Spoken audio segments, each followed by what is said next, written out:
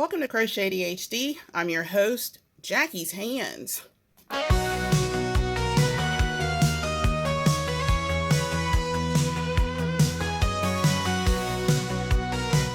know it's been a while since you've seen Jackie's Hands. The reason why? Well, it doesn't matter why you haven't seen me. The reason why you're seeing me today is we are doing a tutorial for Oma's favorite dishcloth. It is a Tunisian crochet pattern that is really simple, uses very simple stitches. I know that you're going to love to make it. Now, all it is a Tunisian take on a very old, very common knitting pattern. I think it's sometimes called like grandma's old-fashioned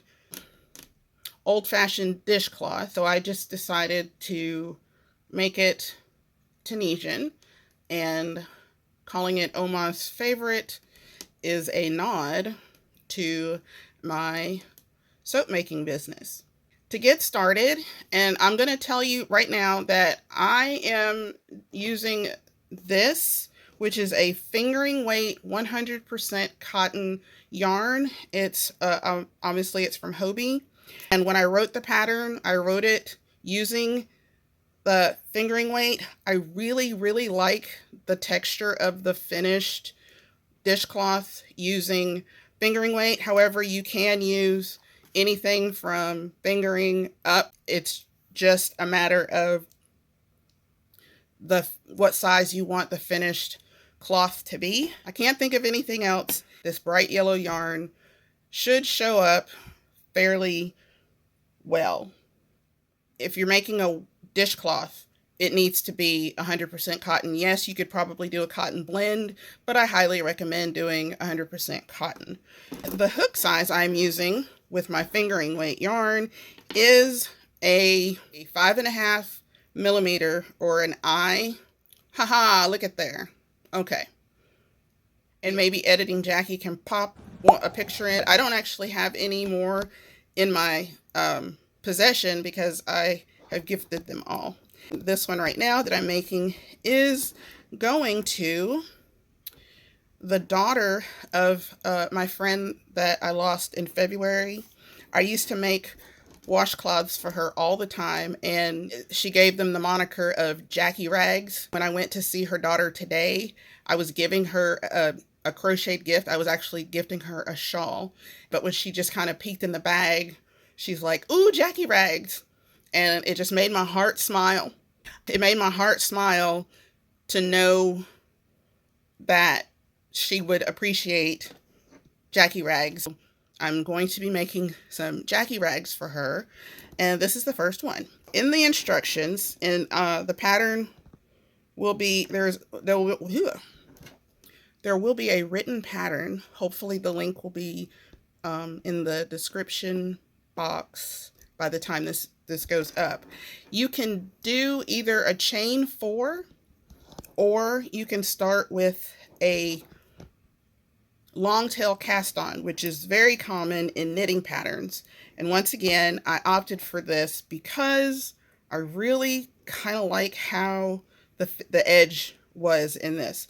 Now, if anybody is watching this and they are a knitter, if I'm doing this wrong, please don't tell me.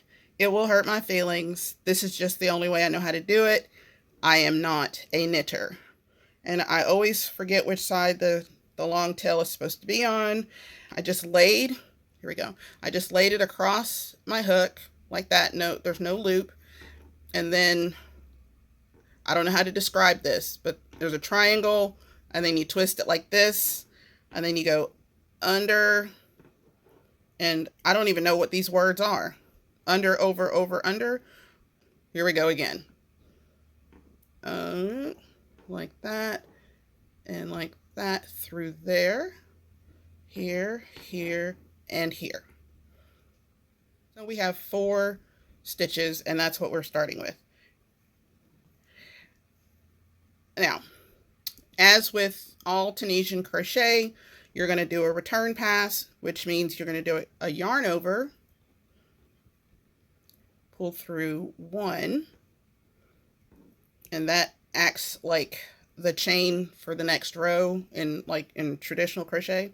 And then you do a yarn over and you pull through 2, yarn over, pull through 2, yarn over, pull through 2. Okay, and now we're left with 1 stitch on our hook. I apologize for the clanking. I think this normally I would have used one of my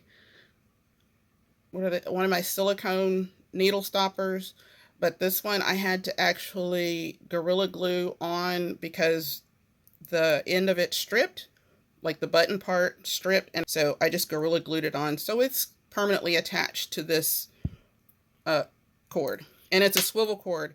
Oh, by the way, I'll get this right. So this hook is from Knitter's Pride. I will have the information put on the screen because I can't think of what it is right now. I also have the swivel cord, which also is from Knitter's Pride. I highly recommend, if you are going to spend any amount of time doing Tunisian crochet, I highly recommend getting a swivel cord because it is so much easier on the wrist. It should be standard issue with all Tunisian crochet. We've done our first 4. Now, what we're going to do is we're going to, so again with Tunisian, you always skip this first stitch because the one that's on the hook counts as the first stitch. So you're going to do a Tunisian knit stitch in the second. I can't stop shaking.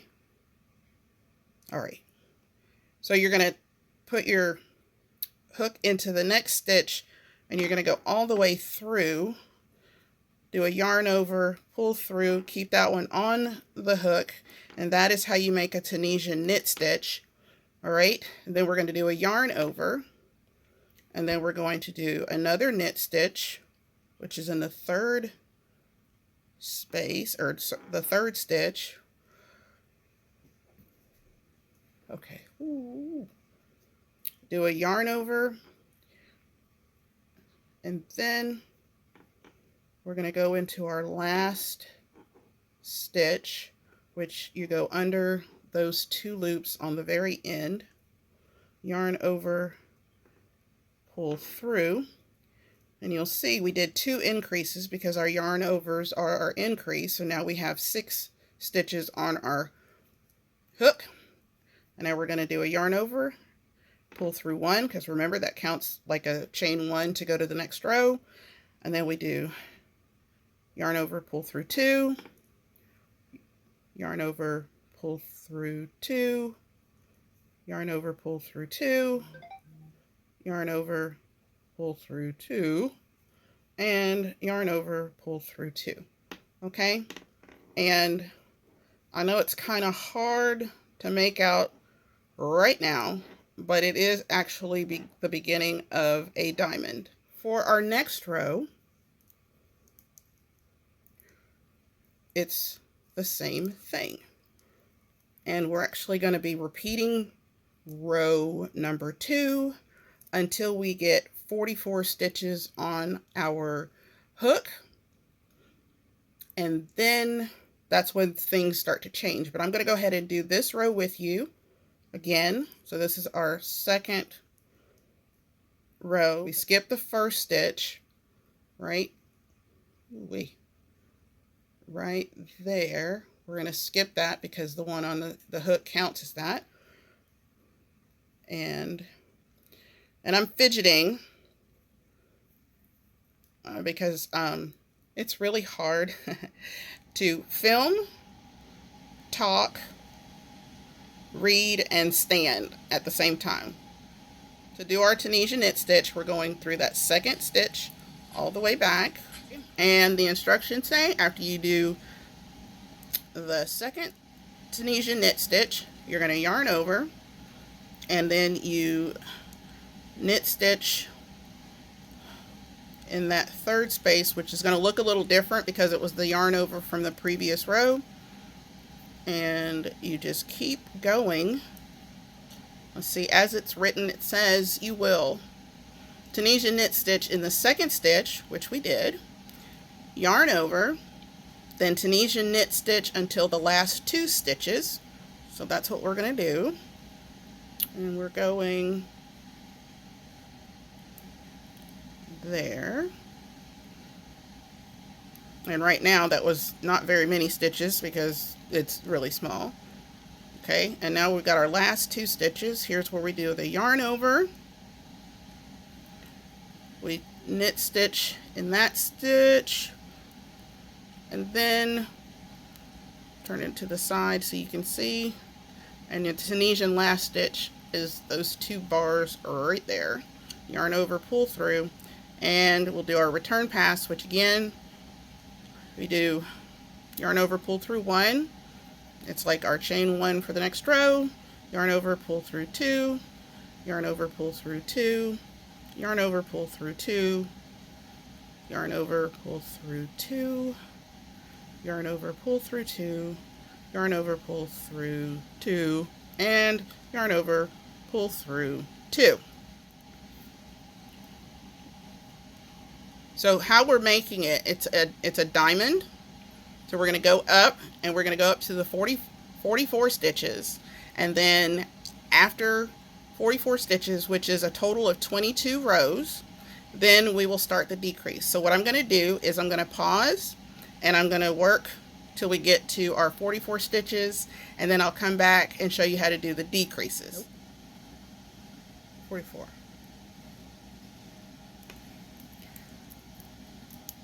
So here we are. This is 44 stitches across, and that is 22 rows. Now, if y'all know me, I really hate counting. That's why I gave the stitch count and also the row count, but I prefer to keep up with the stitch count. If you're using anything larger than fingering weight, then you know your piece is going to be much larger than this. I want to show you again why I kind of really like the fingering weight. Again, the drape on it is wonderful for, you know, so different people use washcloths differently, and yes, I'm calling it a dishcloth, but you can also make it to wash your face or your body, and I think the thinner yarn also is more lending to being a nice gentle washcloth for your body, especially for your face or a baby.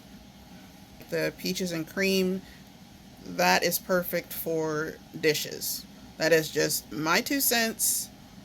Take it however you want to. Here we are, we're at the halfway point, and this is the part where we start to do our decrease. It's a diamond, but you know, if you turn it on its side, whatever, it'll end up being a square. Going back to the pattern, row 23's instructions, it says Tunisian knit 2 together, Tunisian knit across to the last 3 stitches, Tunisian 2 together, last stitch. I don't know if this is the official way of doing it. This is Jackie's way of doing it. We don't do anything with that first stitch because that's here. And so all I do is I go under the second stitch and then into the back of the 3rd stitch, yarn over and pull through. And just like that, I made 2 stitches into 1. And then we just pick up where we left off and go across until we have 3 stitches left.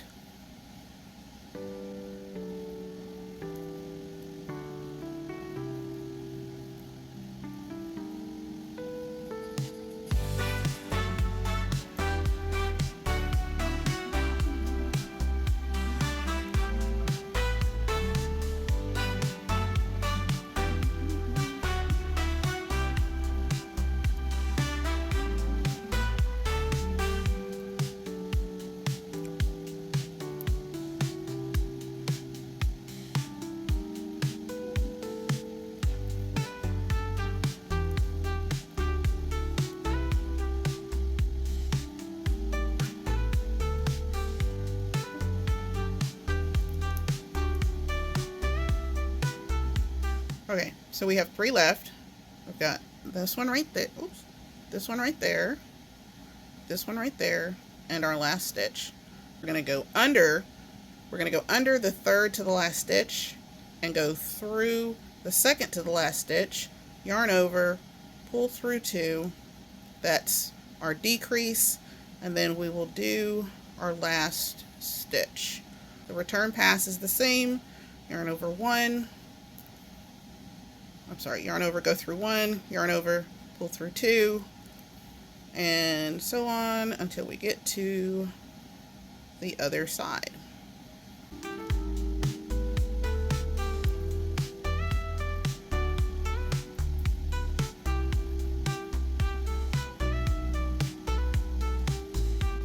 You know, sometimes when I'm watching tutorials of Tunisian crochet, and it's usually Tony, when she does the return pass, it's so mesmerizing.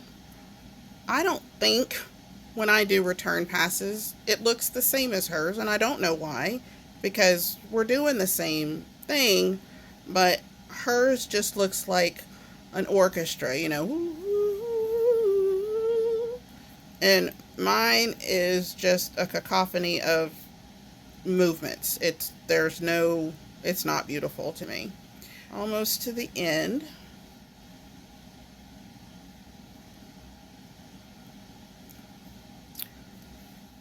This is how I'll count.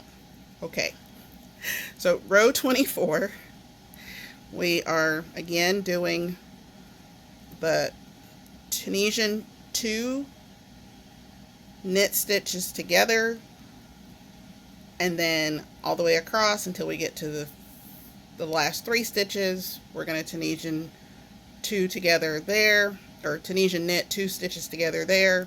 Okay, and that's pretty much the end of the pattern until you are down to 4 stitches. I'm going to just show you, this is just how I do it. Okay, alright, so under that one, through that one.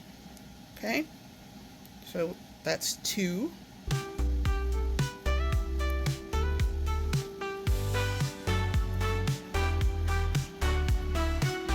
$15, $16, $17,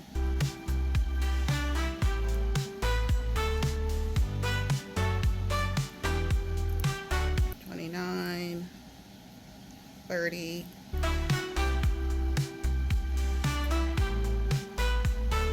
$37, $38. Okay. There we go. Last 3 under, through. That makes 39. And then under the last 2 for our last stitch, and that's 40. So we have decreased 2 on each row, 1 on each end, and that's how I count. That's just how I do it. I don't count. Counting makes me angry. I'm going to continue to do my decreases, and I will come back when I am done, and I will show you our finished project. Got my last 4 stitches. 1, 2, 3, and 4, and that is done. Let me get some scissors. Okay, and we'll pull this there. Ta-da!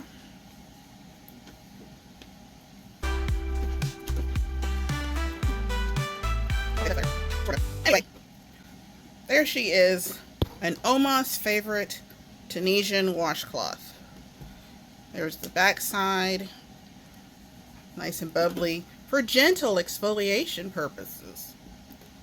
I really, really like how this comes out in the fingering weight.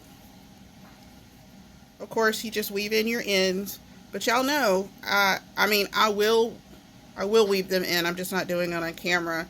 See how much yarn it took. It only used 14 grams. So let's see here. So this is 50-gram ball. So that means we can get 3, 14. Yeah. So you can get 3 of these washcloths out of a 50-gram skein and a fingering weight. The link to the written pattern will be down in the description box if you are a person that prefers written pattern. If you're going to gift this, you probably should block it so that it's all whatever. So I'll do that.